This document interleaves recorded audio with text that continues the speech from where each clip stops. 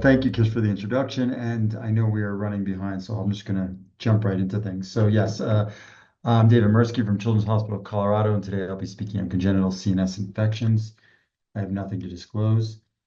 So, over the course of the next 20 minutes, we're going to have a whirlwind overview of congenital infections, touching upon the most common infections, looking at epidemiology, transmission, clinical profile, and obviously, for the purpose of this talk, spending a lot of time on imaging. So congenital infections represent a significant cause of perinatal mortality as well as childhood morbidity. And the risk of damage differs from infection, those that are acquired in utero versus those that are acquired in childhood or as well as adulthood. And that's because the developing brain is quite sensitive to neurotropic organisms. Probably the most important thing that I want you to take away from today's talk is that the fetal age is often more important than the actual type of bug that is infecting the child. And we'll go into much more detail with regard to that. So infections acquired early on within the first trimester may affect brain development and thus result in migrational abnormalities as well as abnormal myelination, whereas those that are acquired later on may be more destructive in appearance, as you can see from this postnatal axial T2 weighted image. That said, I would say in clinical practice, there's quite a significant amount of heterogeneity to it. So it's somewhat challenging in trying to predict when the timing of the insult was, and oftentimes the clinical information surrounding the pregnancy plays a large role. As for the pathophysiology for how these infections damage the brain, so it's thought to be related to two different mechanisms. First, there's the direct bug that's affecting the brain, so the pathogen-specific endotoxins, and then there's the host inflammatory response to that infectious etiology. There's some unique aspects to the fetus in terms of the biological response, in that there's a limited inflammatory response and really no significant astroglial reaction. As for the transmission of these infections to the fetus, there's the most common transmission method is transplacental, in which we see the common etiologies like CMV, toxo, syphilis, and rubella taking this transmission. You can have ascension from the cervix to the amniotic fluid. Some bacterial species can do that. And then lastly, you can have contact with the pathogen in the birth canal as the baby is descending, and neonatal herpes as well as croup B strep are the two that we think about most commonly in this clinical context. We're all familiar with the acronym TORCH. This represents a group of common perinatal infections with similar presentations, that of rash as well as ocular findings. TORCH stands for toxoplasmosis, the O being other, but more often than not thought of as reflecting syphilis, rubella, CMV, and then herpes. But we know that there are many other infectious etiologies that can affect the fetus, such as HIV, varicella, LCMV, and parvovirus. And then in 2015 and 2016, we saw a lot of attention devoted to Zika virus due to the outbreak in the Americas, the Caribbean, and the Pacific. So CMV is by far the most common congenital viral infection that we see. So if you're looking at a case where you suspect congenital infection and you just wanted to blankly say, I think maybe this is CMV, you'd be right probably most of the time. The prevalence of congenital CMV infection ranges around from 0.5 to 1%.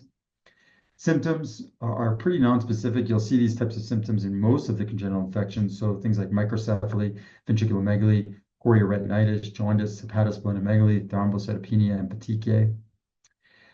Those that are symptomatic, that means an infant with greater than or more, or one or more symptoms at birth. They have a high risk of epilepsy, delays, as well as cerebral palsy, vision loss, and then sensory neural hearing loss.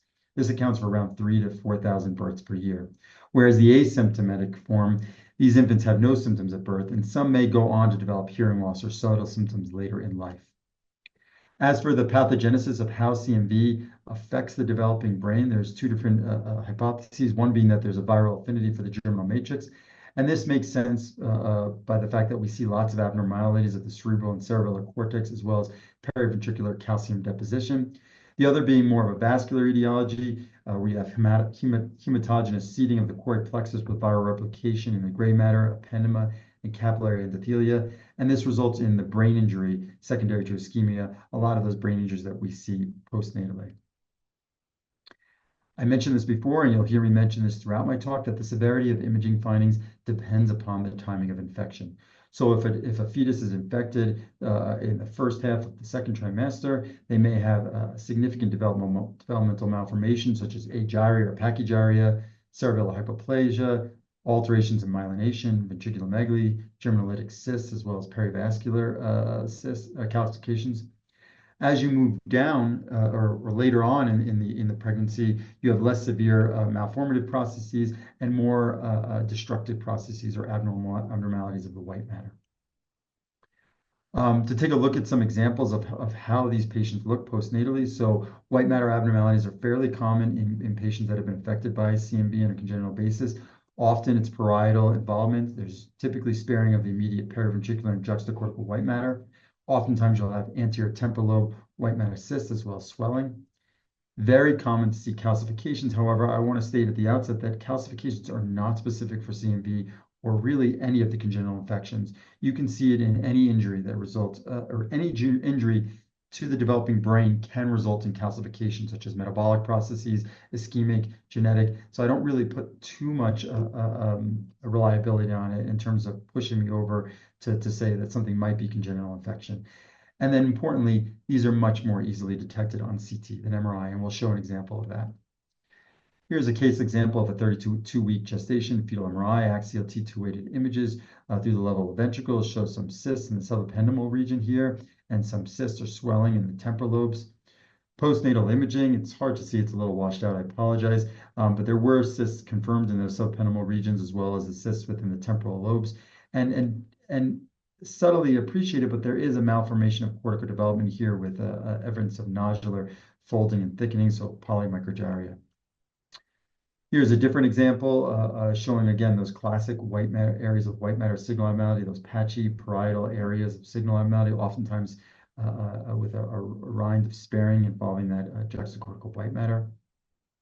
Here's a combination of both. So you have white matter signal abnormality, but the brain, when you look at it, is diffusely abnormal in terms of its folding pattern and its gyral architecture.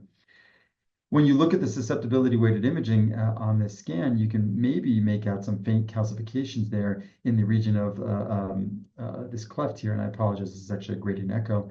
But when you look at the CT scan, you can see dense calcifications throughout this region. So it just highlights the importance of CT imaging and being able to define those calcifications. The classic teaching of the periventricular calcifications, I would say, happens in the minority of cases. More often, it's just very heterogeneous in appearance, as we see in this case example. Let's move on to toxoplasmosis. This is a protozoan parasite that infects animals and humans. It is the second most common congenital infection after CMV, and it's related to infected domestic cats being the major source of human disease. So human infection will result from ingesting meats with viable cysts or food contaminated with those oocytes. Typically, patients are asymptomatic and an immunocompetent host. Serious disease occurs when the patient is immunocompromised. The classic triad, which like all classic triads occurs in the minority of patients, but we learn this in medical school, and so it's worth repeating, is chorioretinitis, hydrocephalus, as well as intracranial calcifications. And the clinical symptomatology is very similar to that which we described in CMV. On imaging, what you're going to be looking for is cortical destruction and white matter volume loss. And probably the most salient feature that differentiates toxo from CV is that you have significant ventriculomegaly or hydrocephalus, much more common than what you see in CMV. Calcifications, you can have basal ganglia, periventricular, cortical, and white matter. Again, I don't find it to be all that useful in distinguishing it. And so in contrast to CMV, though, cortical malformations are much less common in toxoplasmosis. Here's a case example from the literature because I don't have a fetal MRI case example of my own. But what you can see here is significant white matter volume loss, cavitation of the white matter, and significant ventriculomegaly. Here's an example of postnatal day of life 1 in a child, axial CT images, which shows marked ventriculomegaly and periventricular calcifications, and this was indeed confirmed to be congenital toxoplasmosis infection. Oftentimes, you can see abnormalities of the eyes, so small dysmorphic eyes with abnormal lens and abnormal internal architecture. So make sure you're looking at the eyes in cases where you're suspecting congenital infection. Let's move on to neonatal HSV. This is a rare diagnosis occurring about 1 to 3 to 10,000 live births. But when it does happen, it can cause serious morbidity and mortality, resulting in 0.2% of neonatal hospitalizations and 0.6% in hospital deaths within the United States. It can be acquired in one of the three different distinct time intervals that I mentioned, but by far the most common way of transmitting is during the peripartum time period, occurring around 85%, where you have an infected maternal genital tract that's spreading the HSV onto the fetus. There's three different clinical presentations within this diagnosis.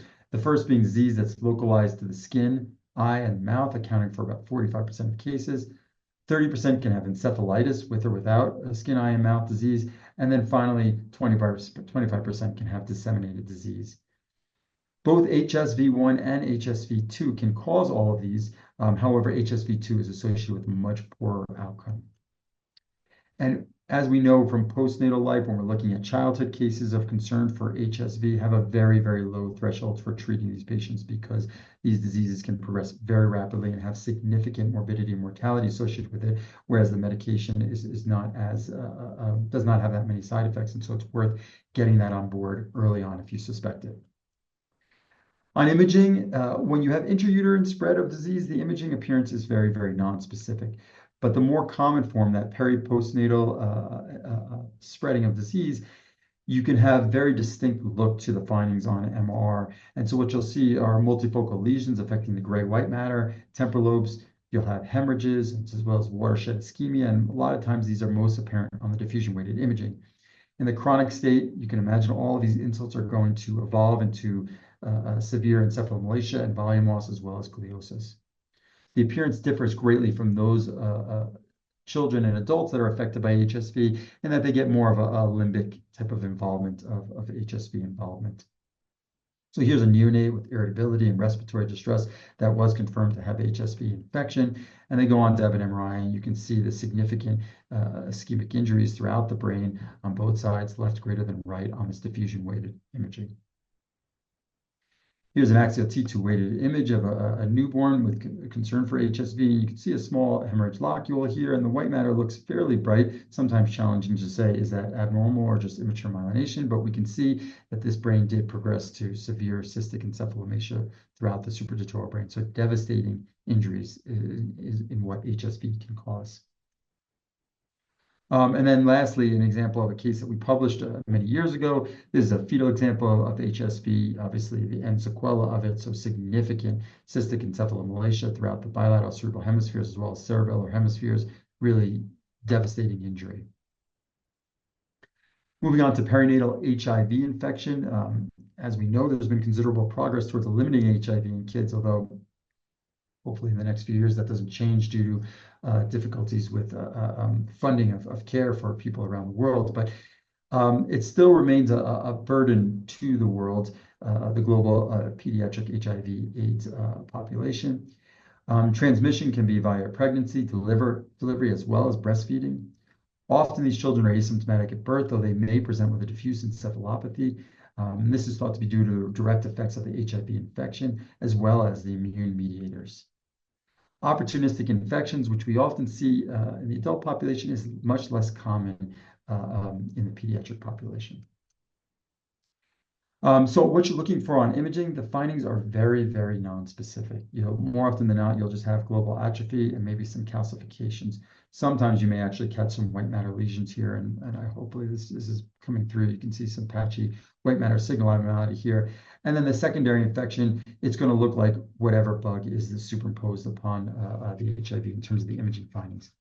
I would say this is the most common appearance of what we see when we see perinatal HIV. We don't see, obviously, a heck of a lot in this day and age. I trained in the Bronx back in the early 2000s, and we did see quite a decent population, but now it's far fewer numbers of cases. And so what you see here is diffuse cerebral atrophy, as well as abnormal mineralization of the deep gray structures. Very nonspecific. You need the history to put this together to know that this was perinatal HIV.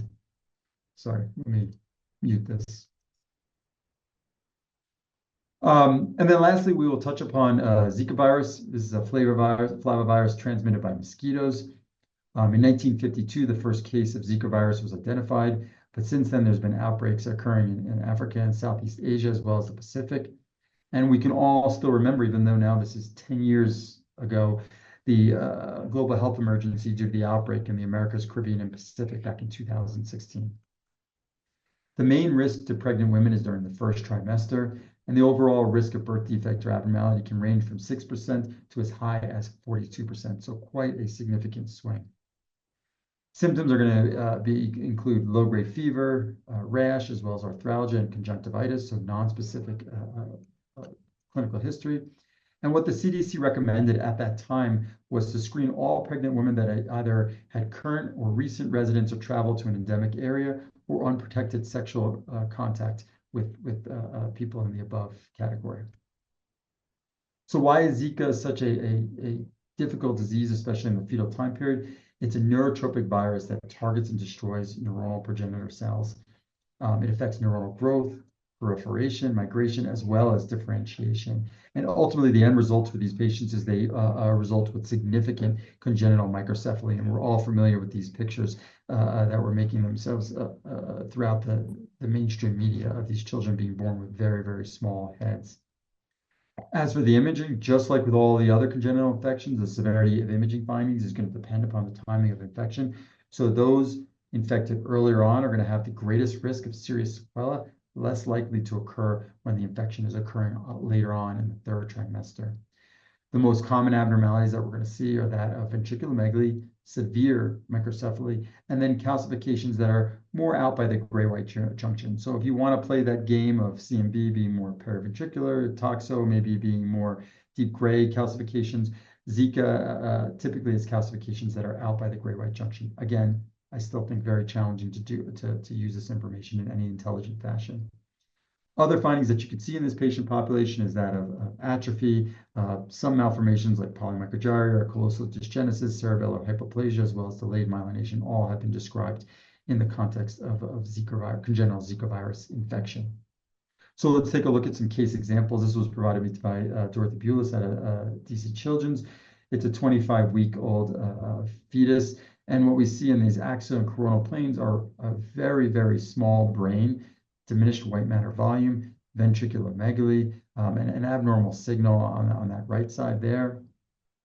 When you look at the body, you can see that there's contractures. The wrists are being held in flexion. The legs are being held up in the feet as well.